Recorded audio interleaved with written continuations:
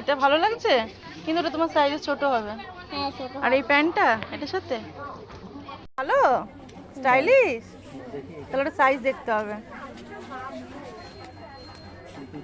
ওরম করে। তোমার ভালো লেগেছে? এবার তো টাকা। পুজো প্রায় এসেই গেল, দোরগোড়ায় কড়া নাড়ছে, তবু আমাদের যেন কেনাকাটা শেষ হচ্ছে না।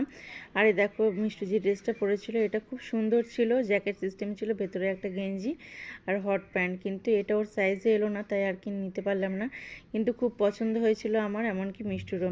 তারপর শেষমেশ একটা সাদা টপ দিয়ে ওই হট প্যান্ট, অন্য একটা হট প্যান্ট নিলাম। এরপরে স্টাইল বাজারে কেনাকাটা করার পর আমরা চলে গিয়েছিলাম শ্রীনিকেতনে আমার জন্য একটু কিছু কিনতে টুকটাক। আর শ্রীনিকেতন থেকে নিয়ে নিয়েছিলাম একটা চুড়িদারের 3 পিস সেট, আর নিয়েছিলাম শাড়ি। শাড়িগুলো জাস্ট দুর্দান্ত ছিল, মনে হচ্ছিলো কোনটা ছেড়ে কোনটা নেব। একসময় মনে হচ্ছিলো সবকটাই যেন উঠে নিয়ে চলে আসি।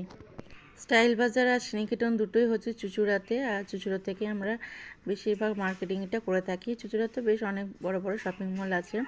আর এই দেখো এই শাড়িগুলো এখন খুব ট্রেন্ডিংয়ে চলছে আর কি, টিস্যু জামদানি।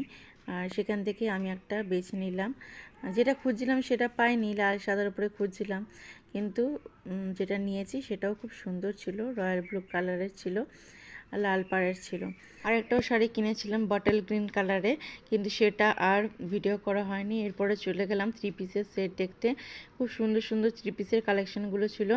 আর এর মধ্যে থেকেই আমি একটা নিয়ে নিলাম, আর খুব সুন্দর ছিল, সামনে পুরো কাজ করা ছিল। চলো ভিডিওটাকে এখানেই রাখছি, আবারও দেখা হবে নতুন একটা